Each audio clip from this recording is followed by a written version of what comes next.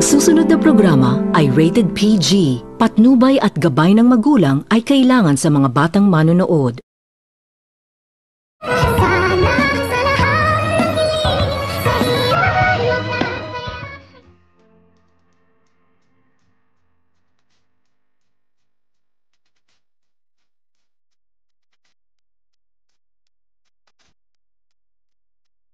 Pagkatapos nitong matauhan ni Lynette na hindi na ito maging sunod-sunuran pa ng kanyang asawa kay Dr. Carlos, pagkatapos nitong malaman ni Lynette ang katotohanan na itong si Dr. Carlos pala umano ang dahilan kung bakit namatay ang kanyang unang asawa, pagkatapos nitong sabihin sa kanyang kapatid na itong si Eric sa kanya na kailangan umano nitong mag-iingat ni Lynette sa kanyang asawa, baka mapariha umano ito sa kanyang unang asawa.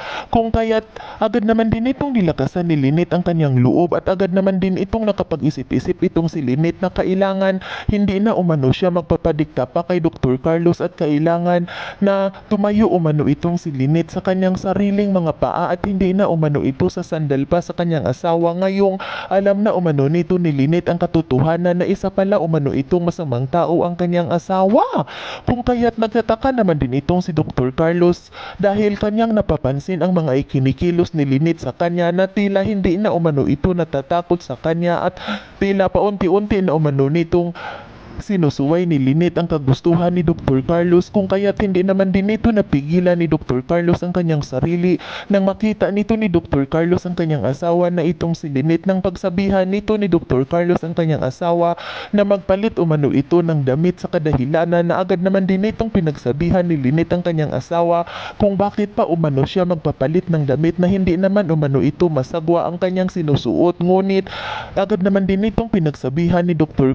Carlos ang kanyang asawa na itong si Lynette na kailangan umano nitong sundin ni Lynette itong si Dr. Carlos upang hindi umano sila mag-aaway. Ngunit agad naman din itong sinagot ni Lynette ang kanyang asawa na hindi na umano ito natatakot pa itong si Lynette na bugbugin ni Dr. Carlos. Ngayong mayroon na umano itong kontak itong si Lynette ng pulis upang magbabantay sa kanya, at kapag gagawin umano nito ni Dr. Carlos na bugbugin pa itong si Lynette ay hindi umano ito magdadalawang isip na ipapakulong itong si Dr. Carlos sa pambubugbog umano nito sa kanya.